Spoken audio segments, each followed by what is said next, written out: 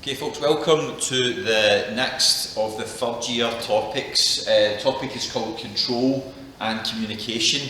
You're on this topic if you've just completed the reproduction topic. Now, you'll remember the reproduction topic was quite small, there wasn't an awful lot of information in it. This is not like that. There are 5 main parts to this topic, so this could potentially be a reasonably lengthy video. I will go through things quickly. I will go through things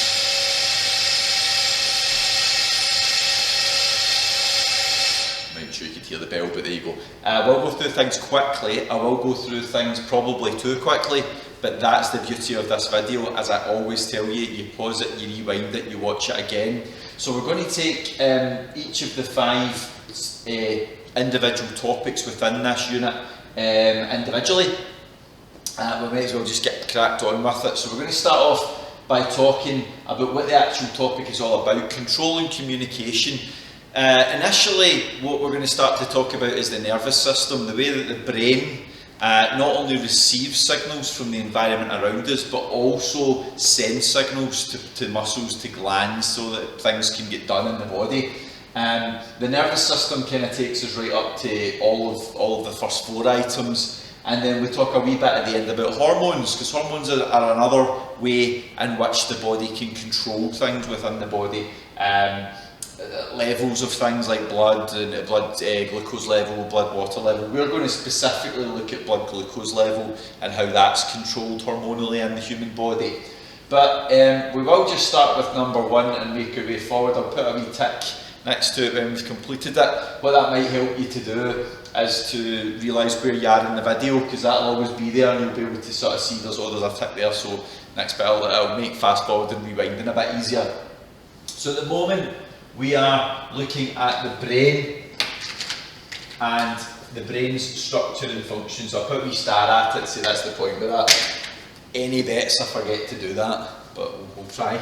So the brain, very broadly speaking, it's got loads of different parts, but there are 3 main parts that you have to understand where they are in the brain and what they do. Okay?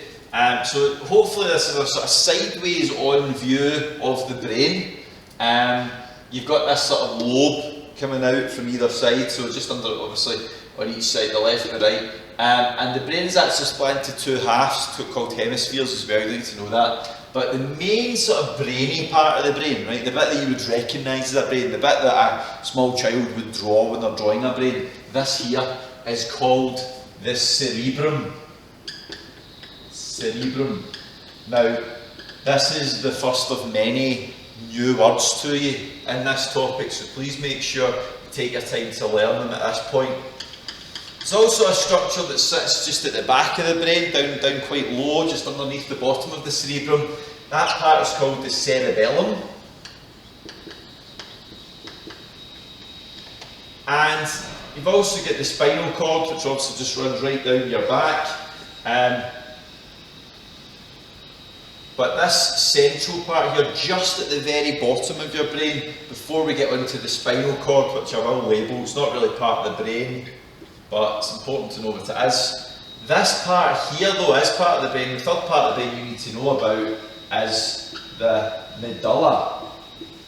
Okay, so we have the cerebrum, we have the cerebellum, and we have the medulla. And in a different colour, use red, we're going to write what each of the things, 3 parts are responsible for. So the cerebrum is mainly responsible for conscious actions, right? Decisions that you make. If I make the decision to put this pen lid back onto the pen, that is my cerebrum that's controlling my ability to do that. I move my hand up and down, my cerebrum is what's controlling that. If I clap, or any other thing I decide to do, the cerebrum.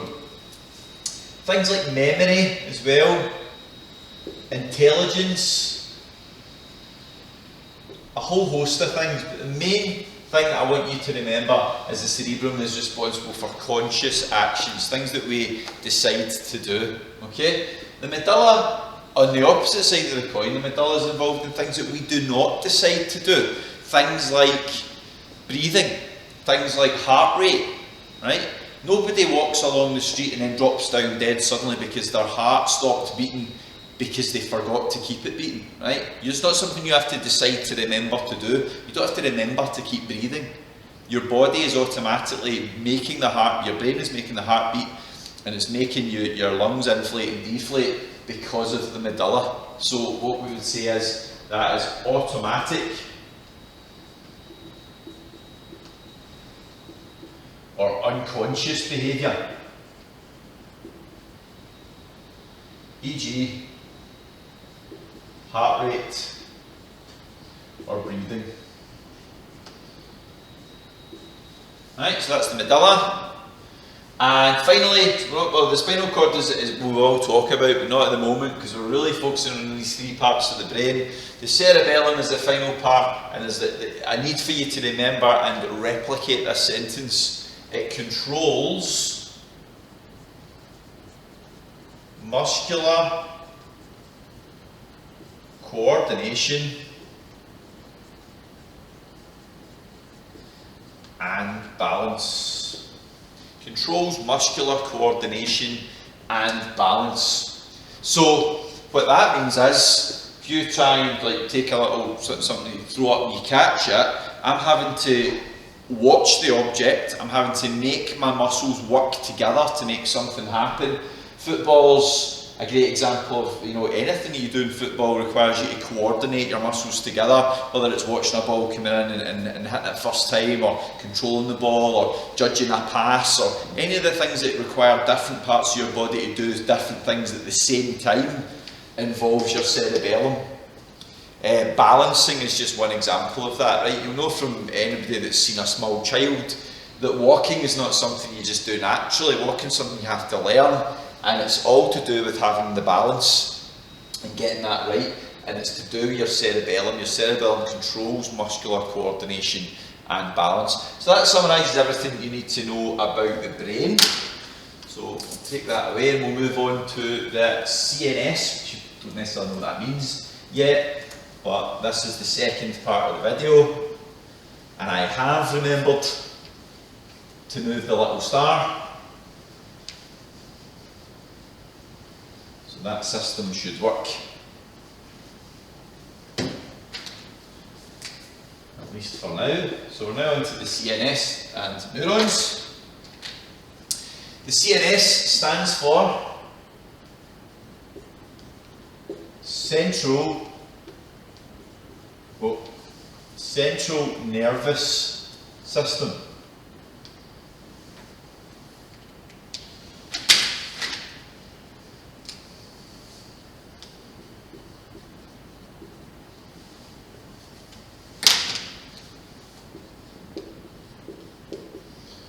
And it consists of two parts. The central nervous system is made up of the brain and the spinal cord. There's our brain. You line down it to show that there's two halves, and then the spinal cord. Alright?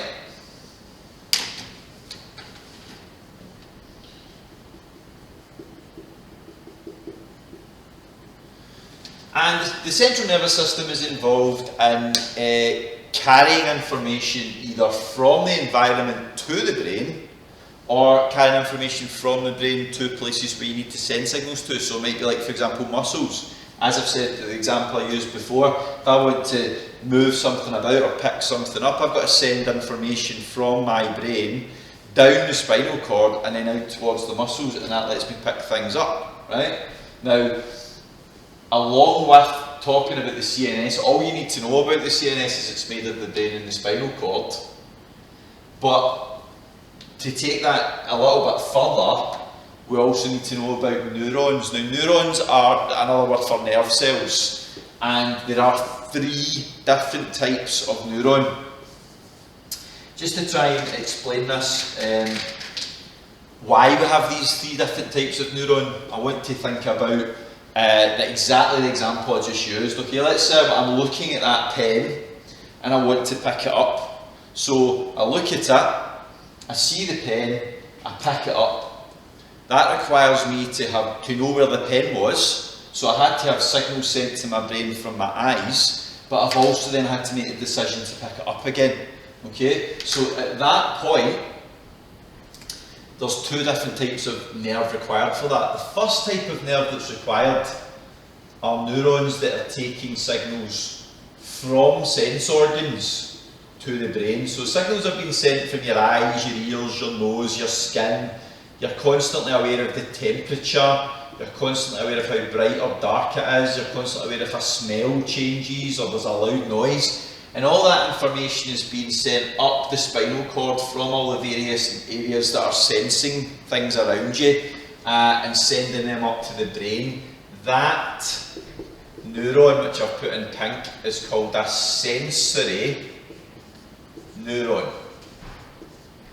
So sensory neurons carry signals from sense organs to the brain, right? So that's the first type of neuron, sensory neurons, right? We're going to then move on to a different colour to show that that's only just telling me the pen's there. It's not actually allowing me to pick the pen up, right? In order to do that, I've got to send signals from the brain down the spinal cord and then out to all the muscles that are required to actually pick the pen up. Now, it doesn't require strong muscles, but it requires lots and lots of muscles to do it, because I've got muscles in my shoulder and my arm, probably my legs to turn around and pick it up. I've got all the muscles in my fingers to pick up the pen, make that decision and to pick it up. Now, in order to do that, the brain sends signals, as I said before, down the spinal cord and out towards muscles. Also, this same nerve cell will send signals, or this same neuron will send signals to glands as well. Okay? And that type of neuron is called a motor neuron. Motor simply means movement. So the type of neuron that carries signals from the brain down the spinal cord and out to muscles and glands are called motor neurons. And that's of course where MND, motor neuron disease, comes from. Somebody that has motor neuron disease has a problem sending signals to the muscles and the glands because these neurons have a disease and they're not working properly. Famously, that's what happened to Fernando Rickson, and we all saw the symptoms of that terrible disease as it progressed in him, and others, of course. That's the second type of neuron. So we've got sensory neurons carrying signals to the brain, motor neurons carrying signals from the brain. That's not really enough to say though, if that was your answer. You'd have to say from the brain to the muscles and glands, or from sensory organs into the brain, depending on what type of neuron you're talking about.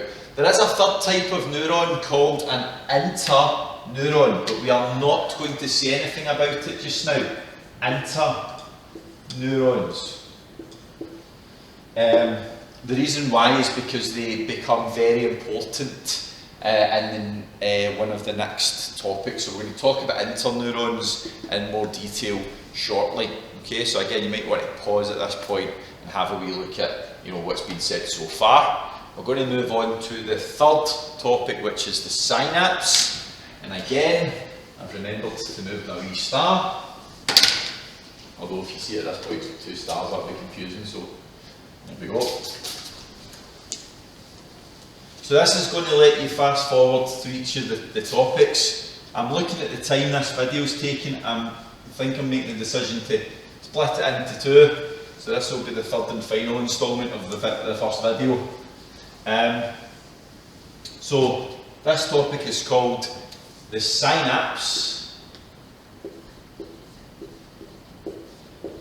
Right, and all a synapse is the tiny space between neurons. If you've got a signal being sent, let's say that I push my fingertip against something that's sharp.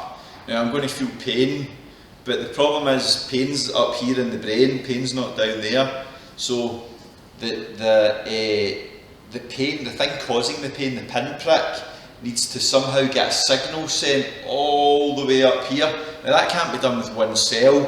It'd be crazy to think there would be a cell be long enough to get all the way up to your brain, so it's not a continuous cable. Instead, This of course would be sensory neurons, if you remember from the last topic. So if we've got the hand down here to do a sort of cartoony type hand, and there's your pin, right? If there's pain there, the signal is sent up several neurons, up to the spinal cord and then up to the brain. Now, every single one of these individual neurons needs to be able to send a signal to the next one, right? Otherwise the signal would never get from the finger to the brain. That's where synapses come in. So I'm going to draw a really, really big version of the end of one neuron and the start of the next neuron, okay? So the end of one, let's say that there is a pain signal being sent up, and it's got to the end of a neuron. The next neuron needs to receive that pain signal somehow, so that it can obviously pass the pain signal on to the next bit, until eventually we get to the brain. You can go, oh, that's sore, and lift your hand up. Now clearly that happens very quickly, right? It doesn't take long if you've jabbed your finger on something sharp for you to take your hand away and realise it's been sore, right?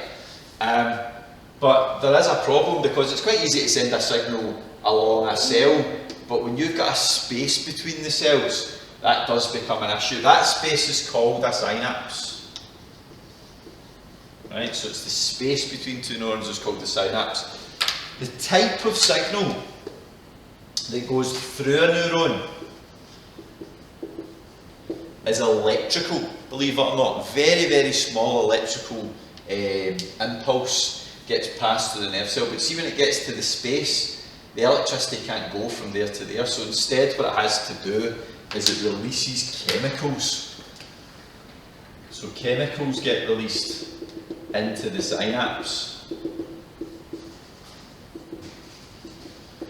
And then when the chemicals are absorbed by the next neuron, which is what happens, or they attach to receptors on the surface, that then causes a second electrical signal to be sent.